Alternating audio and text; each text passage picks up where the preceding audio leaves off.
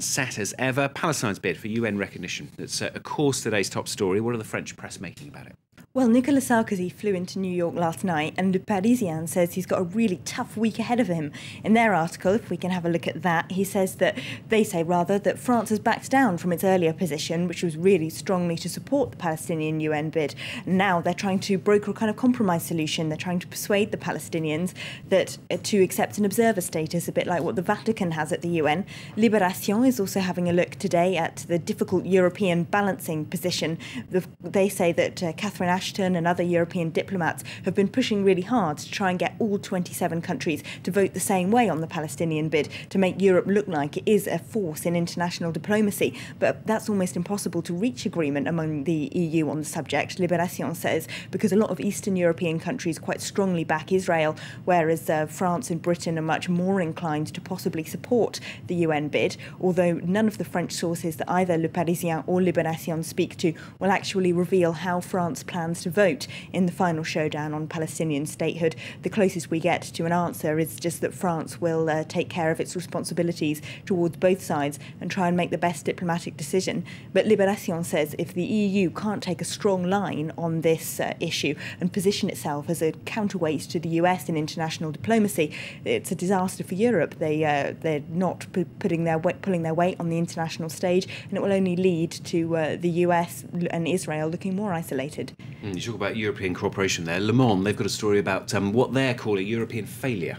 Yeah, let's have a look at their front page. They talk about Europe's failure to feed its poorest people. Now, this is a plan that's been suggested by Europe to scrap a food aid project that helps feed 13 million people every day across Europe who can't afford to make themselves a hot meal. Now, that plan dates from the 70s, they say, when the Common Agricultural Policy was creating a huge amount of food surplus, and partly to get rid of it, they created this aid scheme. Now, current agricultural policy doesn't make that amount of surplus, so the states will have to step in, the individual countries will have to step in and help fund this plan. But Le Monde says if they don't, then they're putting into question the whole social model on which Europe is built, which is meant to be to create a welfare state that will provide a safety net to protect the poorest people in Europe from the worst ravages of capitalism. And they say if this food aid plan is scrapped, that means 2/3 of the free meals that charities here in France hand out to the homeless or very poor every day, 2/3 of that funding will be gone. And they say Europe just can't do that. They need to put more faith in that 70s social model.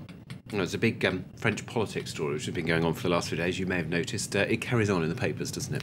Yes, this is on the front page of Libération here. They've got Martine Aubry, an exclusive interview with her. But really what they're asking her about is Dominique Strauss-Kahn, after he gave that interview on Sunday night. One of the things he said was that the two of them had come to an agreement before the presidential election about which one of them was going to stand, and that it would be him. So that means that she's a kind of substitute candidate. She's been taken off the bench because he's now out of the running. She denies that, of course, quite strongly to Libération when they ask, would she really still be running if he were in the race? She says, absolutely not. It's a presidential election. It's not a beauty contest. You can't ask her that question. She's running now because she believes that she has the best set of proposals, the best policy to move France forward, and it's not relevant to ask her about Dominique Strauss-Kahn.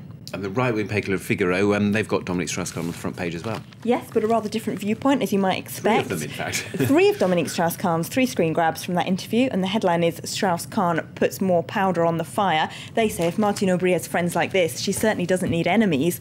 They say that by creating more speculation around the idea that Aubry doesn't really want to be president, that she's just jumped in order to fill in for him, he's decreased her chances of ever getting that presidential nomination.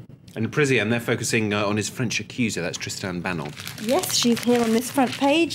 Dominique Strauss-Kahn, Tristane Banon's counterattack. She was on one of France's most watched TV shows last night, firing back after his interview. She said she was terrified of him, that he locked her in a room when attempted to rape her, and that she didn't go to the police straight away after that 2003 incident because she was so afraid his political power could destroy her career and even her family's lives. All right, Elena, thank you very much. That's Elena here with the French newspapers here on Full Smoke Out. Time for the headlines then. Crash is on. The UN told by the